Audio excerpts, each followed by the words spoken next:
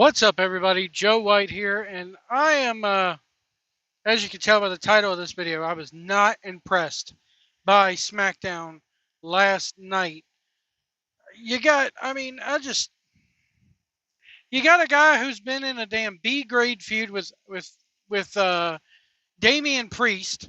My, how the mighty have fallen there. You know, he's feuding with Cody. He's challenging Cody. And we're supposed to think any more of Aleister Black now? Why? Because Selena Vega, his wife, is with him? As she slaps Cody, and that all of a sudden ignites a brawl, and uh then the match comes later in the night, and it's a pretty decent match, and a typical Cody Rhodes match, typical Aleister Black match, nothing really impressive. It's good for television. It's nothing, it's not bad by any means. It was actually okay. And then Selena Vega gets involved, and then Drew McIntyre comes in and hits the damn referee because the referee screwed him, and then he gets suspended. Oh, he's suspended now. So it's nothing really earth shattering. Triple H's booking has suffered a bit. And when it comes to this SmackDown show, Cody Rhodes is in bad need of a touch up. He needs a fresh coat of paint on him.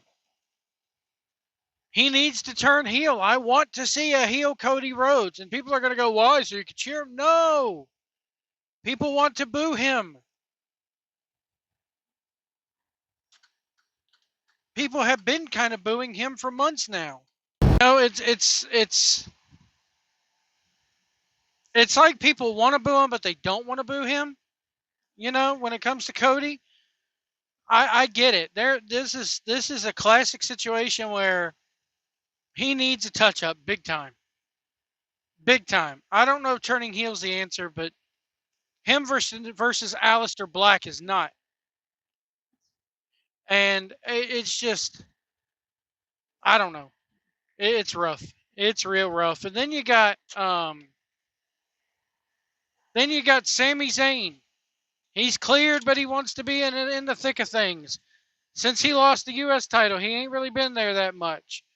And then you got the U.S. champion, Ilya Dragunov. This was the best thing on the show to me. Him and Johnny Gargano. Ciampa's been calling him out for weeks now.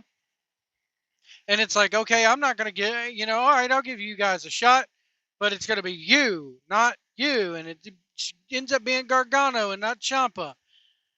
And that was a hell of a match. Those two, oh my God, that one kick to the head from Dragunov on Gargano. Wow. How that guy still has an ear on his head, I'll never know. But it's one of those things where, yes, the wrestling was good, but before, the last couple weeks, you get Tamatonga, Tongaloa, Hawk Tua, whichever one it is. You can't really tell them apart now due to the face paint. It's been coming up to Dragunov. It's like, okay, all right, you got something there. Whether or not we'll see a match between the two remains to be seen. You had Julia. This one's really surprised me. Julia lost her title to Chelsea Green. Is Julia injured and we don't know about it? Is she in the doghouse and we don't know about it? She got beat by Chelsea Green? I mean, I love me some Chelsea Green. Don't get me wrong. But, man, that just came out of nowhere. They've really screwed up Julia, I think. Putting Kiana James with her has been okay. That's kind of like her spokesman. It gives Kiana James something to do, even though Julia really doesn't need the help. She needs a mouthpiece because maybe her English ain't that good, so we'll stick a mouthpiece with her. But that just came out of left field to me. And then you got Ethan Page from NXT in the front row. Unless this is going to lead to Ethan Page, coming up to the main roster, who knows? Why? And then the whole Jade Cargill thing comes out. I'm putting everyone on notice. I'm that bitch. And then as she's coming to the back, Charlotte Flair and Alexa Bliss come to the ring, and Charlotte Flair and Jade Cargill exchange words.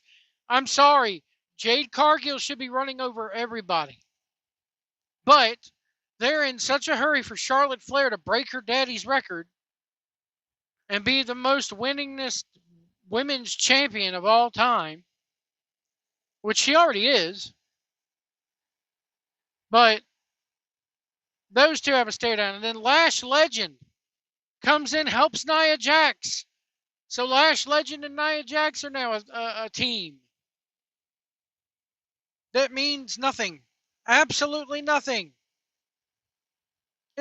Can you see the deal here? Where are we? Why are we so all over the place? What the hell happened? What the hell happened? Why are we regressing instead of progressing here? Everything looks so just flung together, man, with no real rhyme or reason at all. I mean, the Ilya Dragunov thing, which people, Meltzer criticized as saying, oh, it's no real big story. Now that's the most, storyline driven thing on the show. I don't get it. I don't get how, and then there's complaints about the attendance for SmackDown being down. There's rumors that they only drew 8,000 last night. And it's like, no wonder. Why am I going to, break into my penny bank and pay you $125 to sit in the cheap seats? The cheap seats, we're talking nosebleeds. Pay an additional $25 to $50 for parking, then pay an additional $50 to $70 for concessions, only to be given a show like this, a mediocre gimmick like this? Gotta do better, guys. C-. Must do better. Must do better. This was probably one of the weakest SmackDowns I've seen in a long time. And if I was one of those people who paid $1,500 plus to sit in the front row, I tell you what, man, I want my money back. I want some of my money back. Anyway, let me know what you guys think in the comments below. What can be done to fix this? Because Raw right now is actually pretty good, pretty decent. Not to say it can't fall off a cliff, but I've definitely seen the regression in WWE. And I've definitely seen, the room for improvement. Is the bloom off the rose with this quote-unquote boom period? We had a good 3 years. Still not as good as the Attitude Era, but, we had a good 3 years. I think another reason why it was so hot and so good was the pandemic. I mean, I hate to blame the pandemic on things like this, but when you're shut into your house for 2 years and you had nothing else to watch, wrestling got hot again. And then as soon as fans could go and get in, go see it, they did. It was one of the things that was running 360, or 52 weeks a year. And you could go to it and feel normal again. You couldn't quite do that with sports in late 2020 and 2021. It took about another 6 months after they gave the all clear for everything to start popping again. Then you had the whole Rock deal with WrestleMania 40 and 41. So it's definitely on the decline. I think the bloom is off the rose here, but we'll have to wait and see. The bloom has been off the rose with AEW for quite a while. They had about one good year after the pandemic, and that was it. Or even before the pandemic. And that was it. But let me know what you guys think in the comments below, and we will see you down the road.